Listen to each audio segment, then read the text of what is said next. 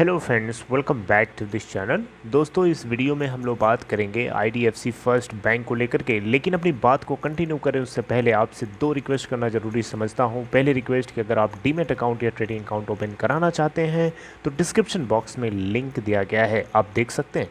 दूसरी रिक्वेस्ट ये दोस्तों कि अगर आप इस चैनल को फर्स्ट टाइम देख रहे हैं, सब्सक्राइब करके बेल आइकन को ज़रूर से हिट कर लीजिए ताकि आपको सारी वीडियोज़ की नोटिफिकेशन मिलती रहे और आप सबसे पहले देख पाएंगे। दोस्तों, आईडीएफसी फर्स्ट बैंक के अंदर लास्ट ट्रेडिंग सेशन में जो कुछ हुआ आपने पहले से देखा हुआ है, उसके बारे में हम डिस्कशन नहीं करेंगे। दोस्तों, एक खबर है, इस खबर को सुनने और समझने के बाद आपको निराश या उदास नहीं होना है। इसके पीछे का कारण क्या है और खबर है क्या, आइए डिस्कस करते हैं। आईडीएफसी फर्स्ट बैंक के क्वार्टर 1 के नतीजे रिलीज़ किए जा चुके हैं दोस्तों, और इस बैंक को यहाँ पे देखें तो 630 करोड़ का नेट बेसिस पे लॉस हुआ है।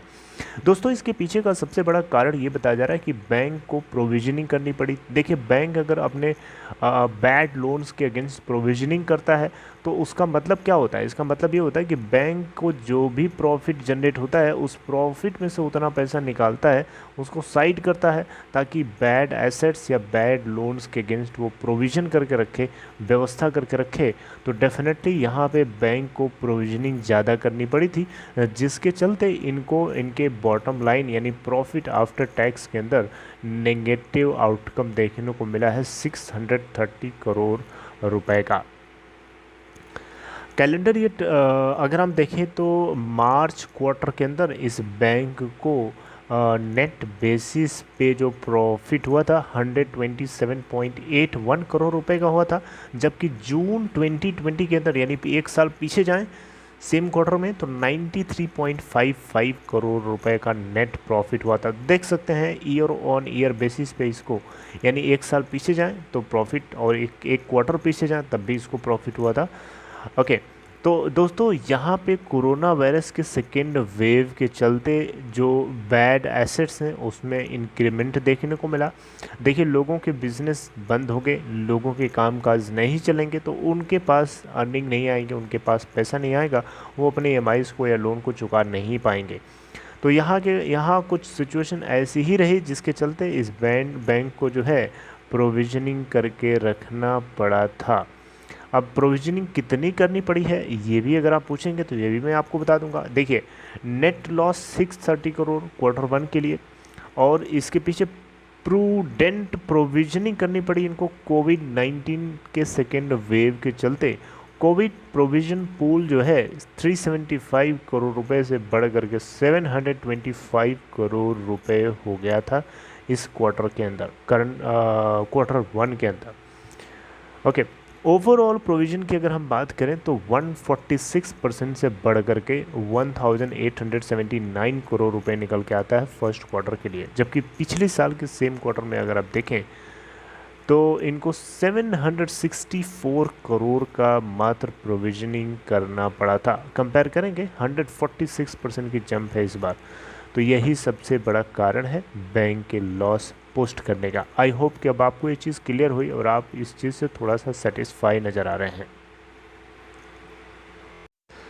इसके अलावा दोस्तों, ऑपरेटिंग इनकम की बात करें तो इस बैंक को 36% की ग्रोथ देखने को मिली है एनुअल बेसिस पे, और जो डेटा है 3034 करोड़ रुपए का क्वार्टर 1 के लिए, जबकि पिछले साल के सेम क्वार्टर में 2229 करोड़ रुपए हुआ था।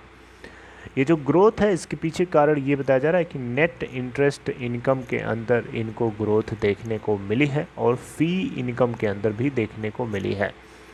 आईडीएफसी फर्स्ट बैंक के नेट इंटरेस्ट इनकम में 25% की जो ग्रोथ है ईयर ऑन ईयर बेसिस पे, ये है 2185 करोड़ रुपए, जबकि पिछले साल के सेम क्वार्टर में 1744 करोड़ रुपए हुई थी। इस बैंक ने क्लेम किया है it saw and said that it's net interest margin, जो कि डिफरेंस होता है इंटरेस्ट अर्नड और इंटरेस्ट एक्सपेंडेड, इसमें भी राइज देखने को मिला है और ये हाईएस्ट एवर लेवल है 5.51% का। निम जो है 4.86% से यहाँ पे लास्ट ईयर के सेम क्वार्टर में ग्रो हुआ था। एसेट क्वालिटी की बात करें तो दोस्तों 4.61% इनका gross non performing assets ratio निकल के आता है इस क्वार्टर के लिए, जबकि पिछले साल के सेम क्वार्टर में यही डेटा 1.99% था। एनएनपीए की बात करें, नेट नॉन परफॉर्मिंग एसेट्स, तो 2.32% निकल के आता है, जबकि पिछले साल के सेम क्वार्टर में 0.51% हुआ था। राइट, तो दोस्तों ये थी एक खबर जो आपको पता होनी चाहिए।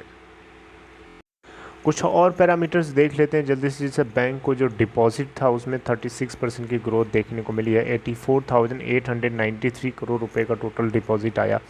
रिटेल लोन बुक की बात करें तो 72,766 करोड़ रुपए बढ़ करके हो चुका है, जबकि पहले 56,043 करोड़ रुपए हुआ था। Right, year on year basis पे देख रहे हैं। इसके अलावा दोस्तों आपको बताना चाहूँगा, रिटेल लोन बुक भी जो है 27% से ग्रो करी हुई है इनकी।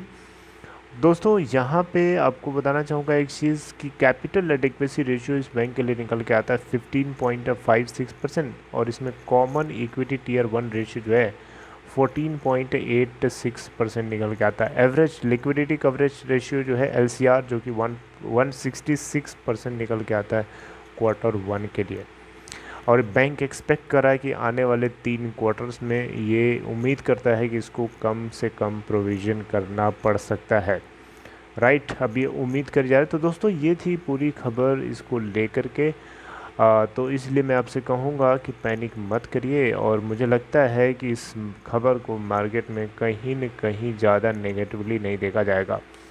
राइट, तो दोस्तों I hope you like this information. आप परेशान ना होइए, सिचुएशन धीरे धीरे सुधरेगी और ये बैंक जो है अपना बेस्ट दिखाएगा। Right, so this is all in this video, take care.